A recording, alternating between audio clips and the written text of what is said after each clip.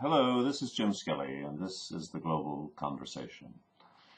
It's week number 2, and it's the spring semester of the year 2010.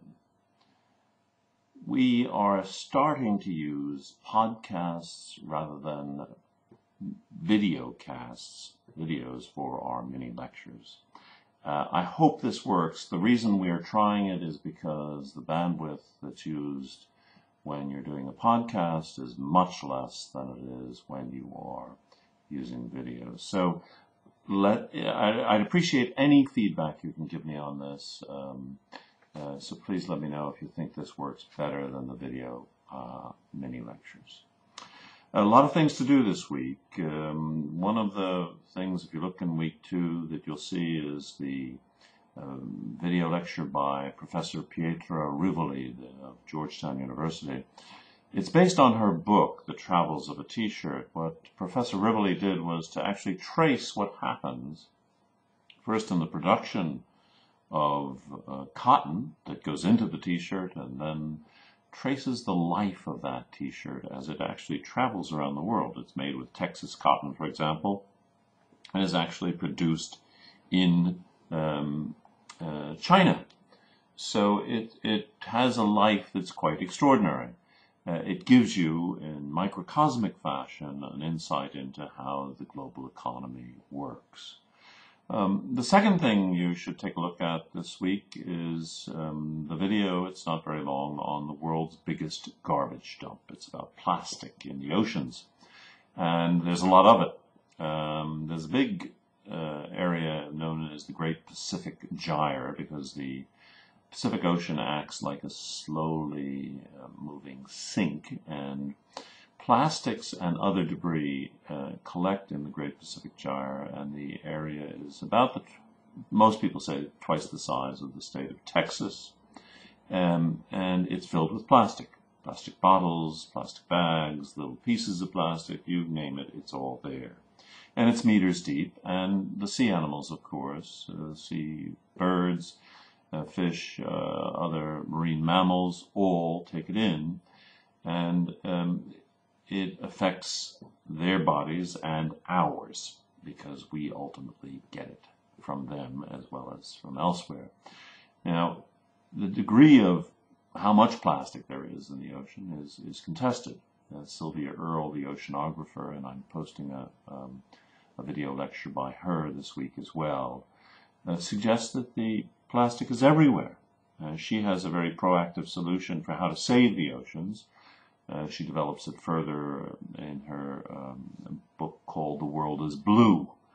Being an oceanographer, she recognizes that the green movement is perhaps inaptly named because, in point of fact, the Earth is mostly ocean, 75% or so. And having been at sea for many years, I can attest to this personally, that the oceans are vast, but they are becoming deeply poisoned, if you will, by the way we're living on this planet. One of the things that they are poisoned by are what are called nurdles. Nurdles are in the Great Pacific Gyre, but they're throughout the Pacific Ocean. They're tiny little nodules of plastic, and they got their name actually from California surfers who saw them in the water. They're about, you'll find them in teddy bears and other stuffed animals. They're what make it seem soft, but you feel these little tiny things inside. They're the basic component in the manufacture of plastic. And about 40 pounds, or more or less 20 kilos, of nurdles are produced every year for every person on the planet. That's how much plastic we all use. 40 pounds a year each. And plastic isn't very heavy, as you probably know. The other thing, the most important video to look at this week, is the story of stuff. This is Annie Leonard's look at the underside of our production and consumption patterns. You know, we're buying and using lots of stuff, mostly that we don't need, and it is problematic in various ways. One of the things that I emphasize about Annie Leonard's video, and I will emphasize in other ways throughout the class, is the fact that it takes a contextual approach, right? It looks at the way our economy is structured and the fact that it doesn't really account for all of the costs of living the way we're living. They assume, for example, that natural resources are more or less free.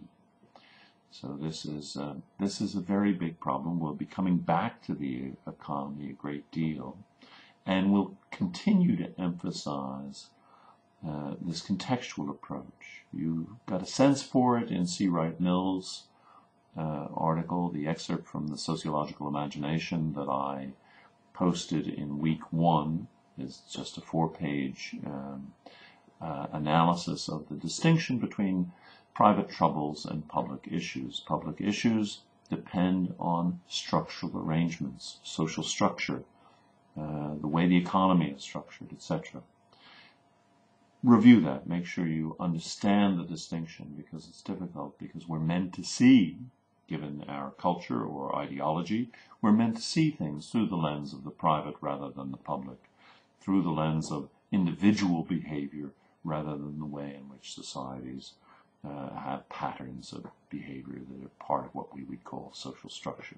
This is also going to be evident in Garrett Hardin's work further on, the classic article that we post called The Tragedy of the Commons, in which people pursue their own interests rather than the considering how their own interests ultimately degrade the commons. And further, I'm also posting a link to a very funny little video called The Impossible Hamster, which looks at crazy consumption and really gross domestic product. So you want to take a look at that. It's only about a minute long, but it's produced by the New Economics Foundation, which also will have lots of information on how you develop a sustainable and ecologically sound economy. Finally, this week, and again, I want to remind you that we're always trying to connect the dots here. There's a news item out, you'll find it on Huffington Post and elsewhere, about a young baby, a couple of months old, Briella Garrison. Briella was born without eyes. She has no eyes, nor does she have any eye tissue. And this is a very rare condition, obviously, but one of the things that those who study such matters seem to think is responsible for Briella's condition is that, in fact, environmental issues like solvents, toxics, etc. Think back to what Ken Cook was telling you in 10 Americans, right? Babies are at their most vulnerable when they're in the womb, and they're being exposed to lots of things. So if you're an American, you have the possibility, by the way, to work with the Environmental Working Group, where Ken Cook is, and work on the Kids Safe Chemical Act, which is still languishing in the United States Congress. That's about it for this week. I hope you'll send me your Learning Circle choices as per the guidelines on the website. We'll try and form those by the end of the week. I hope you have a good week, and please don't hesitate to drop me a note. I am very interested to talk with you about any of the issues, and you can post things, your own thoughts and reflections, in the course discussion forum. Have a great week, and see you in another week from now.